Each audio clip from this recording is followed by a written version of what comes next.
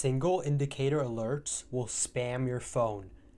You can combine these indicators into one single indicator to cut this noise by around 90%. And here's the exact setup. RSI oversold, price above the 200 EMA, and volume above average.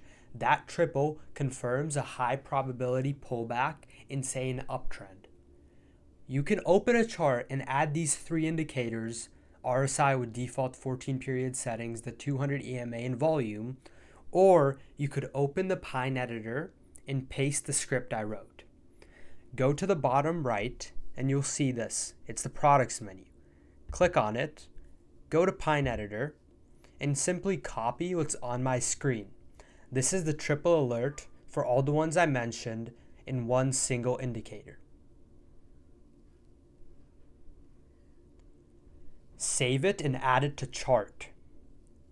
You can see this on my own chart.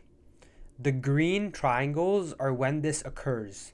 Now you don't have to worry about managing three indicators at once, and you can simply keep track with only the single one. You can even make alerts for this by clicking on the three dots here and clicking Add Alert, and change the settings by going to Settings, Inputs, changing the length, level, length for EMA and volume average, and the style as well. Have a great day, guys.